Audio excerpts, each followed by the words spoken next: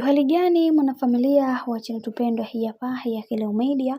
Kama ndo mara kwa kwanza basi nikusii usisahau kusubscribe, kulike, kushare pamoja na kucomment. Bwana Diamond Platnumz ampongeza bibie Zuchu kwa kile kitu ambacho alichoweza kukifanya cha yeye kuweza kumnunulia mama yake mzazi gari la milioni 120, jambo ambalo hata kwa kawaida mtu kuweza kulifanya inakuwa ni ngumu sana, lakini yeye aliweza kuchukua nafasi hiyo ya kuweza kutatua kila tatizo ambalo lililopo katikati yao, na kisha akasema kwamba atahakikisha kila kitu kinakwenda kuwa sawa, na hiyo ndio moja kati ya ndoto yake. Sasa Diamond Platnumz baada ya kuweza kuona hayo yote ambayo yanayoendelea, yeye binafsi aliweza kutoa msisitizo na akasema kwamba binafsi nitafanya sherehe kubwa ambayo itakayowafanya watu wengine waweze kuelewa thamani yako, yani akimaanisha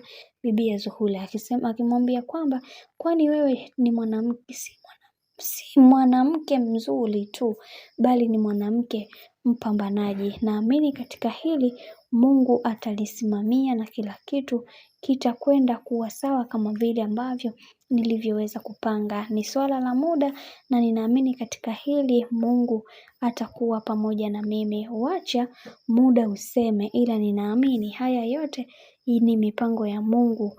Kila kitu kinachotokea katika maisha ninaamini ni mipango ya Mungu, na katika hili Mungu atakuwa pamoja nasi na atatufanya tuweze kuenjoy na kufurahia tukiwa pamoja.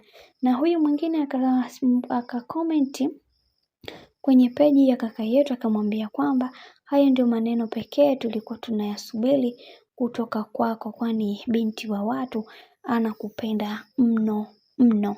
Bwana, mambo ni mengi sana kuhusiana na hili sakata, lakini mimi nataka nikwambie kwamba Zuchu ni moja kati ya mwanamke jasiri na ni mwanamke mvumilivu katika masuala mazima ya ndoa, na hapa tumeweza kuona ni namna gani ambavyo alivyoweza kuhakikisha kila kitu kwa upande wake kinakwenda kuwa sawa, licha ya masimango, licha ya kelele kuweza kutokea, lakini amekuwa mtu ambaye anatamani kuweza kuona akifika mbali zaidi na kupuuza yale maneno ambayo yanayozungumzwa kila siku, kwa sababu kwa upande wake anakuambia anatamani kuweza kupiga hatua zaidi katika maisha yake na sio kuanza kupeana lawama zisizokuwa na mbele wala nyuma. Bwana, mambo ni mengi, mimi naomba nikusihi kitu kimoja. Kama ndo mara kwa kwanza basi usisahau kusubscribe, kulike, kushare pamoja na kucomment. Kufanya hivyo utakuwa umejiweka katika nafasi nzuri ya wewe kuweza kuenjoy